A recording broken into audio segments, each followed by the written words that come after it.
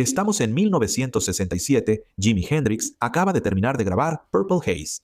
Rusia celebra el 50 aniversario de la revolución y Triumph lanzó la TR-5. Se produjo solo durante un año y es el santo grial de la serie TR. Vamos a profundizar en su historia. Te voy a contar por qué es tan especial, por qué Estados Unidos la deseaba y por supuesto la vamos a sacar para ver cómo se maneja hoy en día. Es un diseño hermoso, con un claro toque italiano, y eso es porque Michelotti lo diseñó. La forma real del TR-5 es casi idéntica a la del TR-4 que lo precedió. Ahora, puede que se viera muy similar al auto anterior, pero debajo de aquí todo era diferente. En lugar de un simple motor de 4 cilindros, este tenía un 6 en línea de 2.5 litros, que producía 150 caballos de fuerza.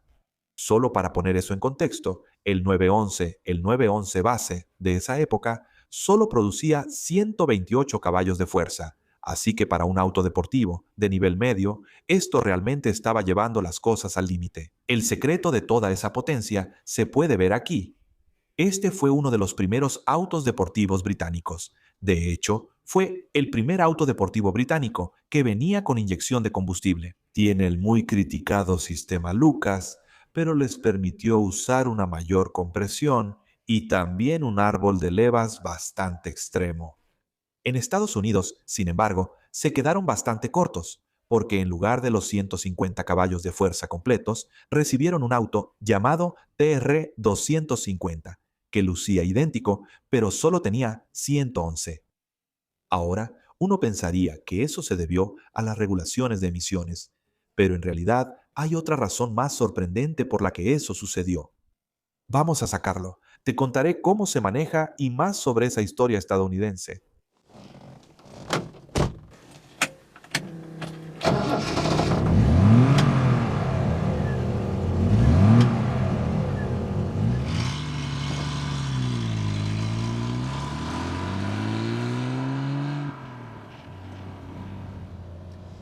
El sistema de inyección de combustible en estos sí tiene bastante mala reputación y en parte se la ganó.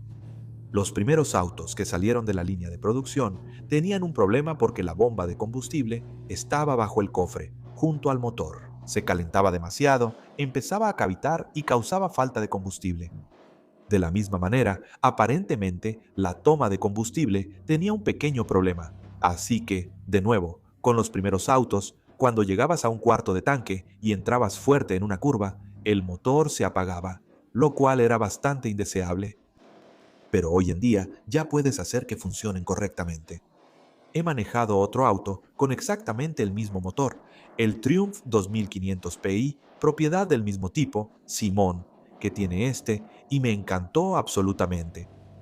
Vamos a ver rápidamente cómo se siente esto al ir por la carretera.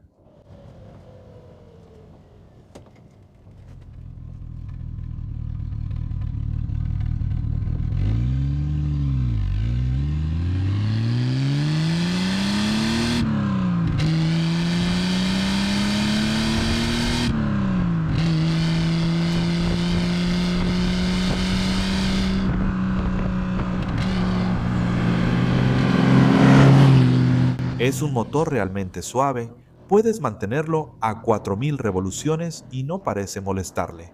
Este tiene overdrive. Simón me advirtió que es un poco brusco cuando entra, así que debo pisar el clutch. Solo ponlo ahora. Con el overdrive a 50 millas por hora vas a 2000 revoluciones. Se siente rápido, así que incluso para los estándares modernos, creo que de 0 a 60 era en 8.5 segundos. Y si hablamos de la planta de poder en sí, en realidad se siente mucho más moderna de lo que esperarías de un auto de esta época. Lo único que para mí lo hace sentir un poco anticuado es el cambio de velocidades. Es muy preciso, pero es muy rígido. Es tan gruñón y un poco tosco. Es un cambio de velocidades muy lento. Puedes usarlo porque no es. O sea, no es difícil. Sabes dónde están las velocidades. Pero, Dios mío, ¿no quieres intentar apresurar ese cambio? Simplemente no es lo que quiere hacer. El 6 en línea es bastante manejable, pero necesitas estar cerca de las 3000 revoluciones para que realmente empiece a agarrar buena velocidad. Por debajo de eso, no se siente que tenga mucho empuje. Supongo que el árbol de levas que tiene hace que entregue la potencia muy de golpe. Llegará hasta 5000 revoluciones y tiene esa sensación. Me he encontrado con eso en otros autos británicos. Tiene ese tipo de suavidad de turbina. No tiene esas ganas de subir de vueltas que, por ejemplo, tendrían algunos motores italianos. Realmente se trata más del rango medio, aunque sigue empujando prácticamente hasta arriba. Es muy sorprendente en cuanto a la sensación que da y cómo se comporta en el camino. Tiene una dirección muy suave. Es bastante lenta, pero es simplemente encantadora la cantidad de sensaciones que transmite. Casi puedes sentir cada piedrita sobre la que pasas. Este volante, con el aro muy delgado, aquí te da mucho. Es muy táctil y bastante divertido. Simon, el dueño, me dijo que esto se consideraba un volante de seguridad porque lo cubrieron por la parte de atrás. Ahí están las varillas originales de acero y le pusieron esta cubierta aquí de 1 centímetro de espuma y goma. No es muy seguro, si me preguntas. Vamos a pasar de nuevo por las velocidades.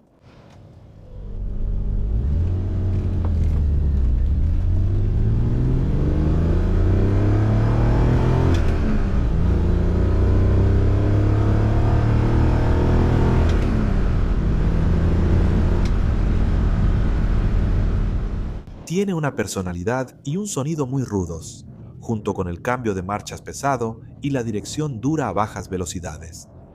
Y puedes ver por qué este tiene la reputación de ser uno de esos autos deportivos británicos de la vieja escuela, rudos y varoniles. Pero déjame decirte que, a diferencia del Geely 3000 que conduje, que admito no era un auto más antiguo que este, pero aún así, aunque me encantó, ese se sentía como un auto mucho más antiguo. Cuando se conduce a velocidades normales, este realmente es bastante civilizado. Sí, la posición de manejo en cuanto al espacio en la cabina queda un poco justa. Es un lugar bastante claustrofóbico, aunque tienes una vista panorámica y entra mucha luz, pero la parte inferior de tu cuerpo está bastante apretada. Sin embargo, la conducción es extraordinaria. Ahora, estos autos no solo eran especiales por el motor. En cuanto a especificaciones, tenían frenos de disco en la parte delantera. Tenían una caja de cambios de 4 velocidades, pero también tenían suspensión trasera independiente, lo cual era mucho más raro en ese momento. Definitivamente puedes sentirlo en la carretera porque el manejo es realmente bueno.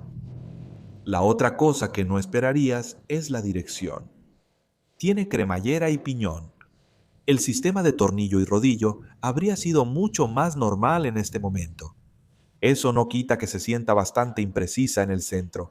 En muchos sentidos, para mí se siente más como un sistema de tornillo y rodillo. Pero esa enorme pesadez que tienes al hacer maniobras de estacionamiento desaparece por completo a velocidad. Tomar las curvas es bastante sencillo. Si entras un poco demasiado fuerte, siempre se siente que el frente tiende a abrir la trayectoria. Pero quizá en las curvas más cerradas, al conducir correctamente por la curva y aplicar un poco de potencia, ayuda a equilibrarlo un poco.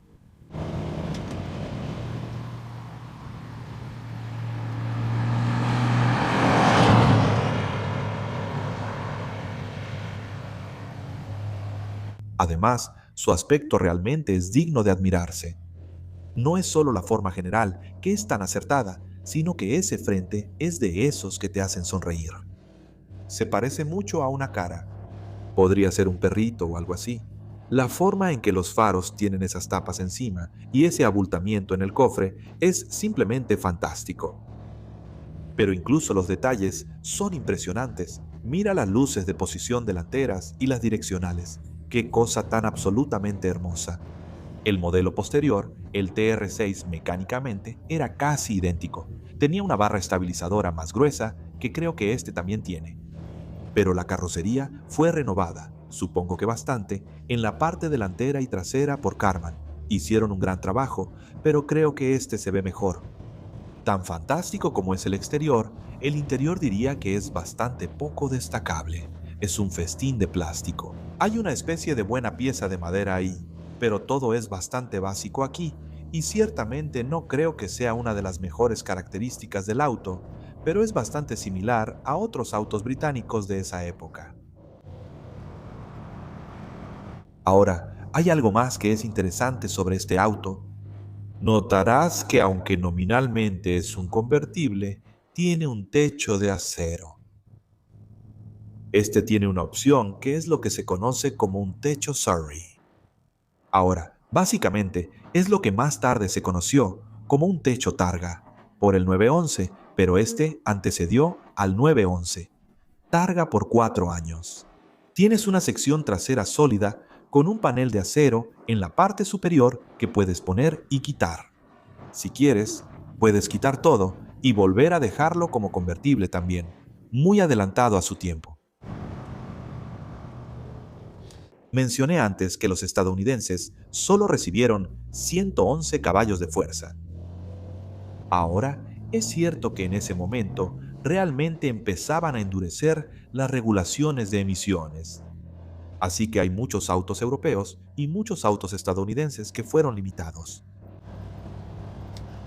Pero investigando un poco, descubrí que mucha gente piensa que hubo otra razón completamente diferente por la que no obtuvieron esta versión. En ese momento, el mercado en Estados Unidos había cambiado.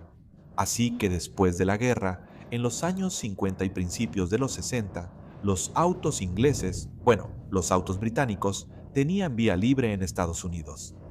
Los MG, los Triumph, ya sabes, se vendían en grandes cantidades, pero la competencia realmente empezó a intensificarse. Llegaban autos de Italia, pero lo más importante es que también empezaban a llegar autos japoneses.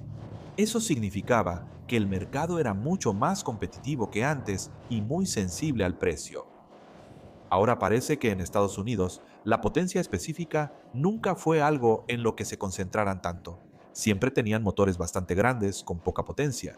Parece que Triumph pensó que, para seguir siendo competitivos en cuanto a precios, sería prudente eliminar la inyección de combustible, que era sumamente costosa. Le pusieron 2 carburadores Stromberg y sí, el auto entregaba menos potencia, pero en general sigue siendo bastante ligero. Unos 1000 kilos, 111 caballos de fuerza pensaron que era suficiente para ese mercado. Y en cuanto al precio, podrían venderlo más barato. Es una historia similar con el TR4, así que el auto que vino antes de este, que se ve muy similar, el original tenía un eje trasero sólido. Luego estuvo el TR4A, que tenía suspensión trasera independiente, también conocida como IRS. Tenía una pequeña insignia en la parte trasera. Cuando ese modelo salió por primera vez, hubo algunos concesionarios en Estados Unidos que insistieron en que eso debía ser una opción, así que Triumph realmente produjo algunos autos sin eso. Así que este es un auto muy sorprendente y creo que merece su reputación de ser la cima de la gama de Triumph. De hecho, el TR5 probablemente es el más valioso de todos. Un auto de este tipo, que tiene 90 y 3000 millas, no es perfecto, pero realmente está bastante bien. Probablemente esté alrededor de los 50,000. Creo que uno recientemente se vendió por 75. Entonces, este es el Triumph más caro que puedes comprar. Vale la pena. El TR6 que vino después es mecánicamente un auto muy similar. En cuanto a apariencia, este definitivamente gana, pero también en cuanto al manejo. No he manejado un TR6, pero Simon me dice que la posición de manejo es diferente. El volante es un poco más como el de un autobús y está inclinado. Hace que se sienta bastante diferente la forma en que se maneja. Además, este es un auto más ligero, así que es más rápido. Es el auto más fácil de manejar de la generación de los deportivos más rudos. Está a años luz de un Daimler Dart, por ejemplo, o incluso del Healey. Con ese sistema de inyección de combustible bien ajustado como este, el motor, sí, Puede que no tenga mucha potencia en bajas revoluciones, pero es muy dócil. Responde desde casi cualquier régimen de revoluciones sin quejarse ni titubear. El cambio de marchas es pesado y lento, pero si haces los cambios con decisión, las marchas son fáciles de encontrar y la dirección, una vez que tomas velocidad, se siente genial. Si quieres ver un poco más sobre cómo era manejar esos otros autos, échale un vistazo a estos enlaces aquí. Muchas gracias a Simon por traer esto hoy. Ha sido realmente fantástico poder experimentar uno de estos autos. De verdad espero verte en el próximo video.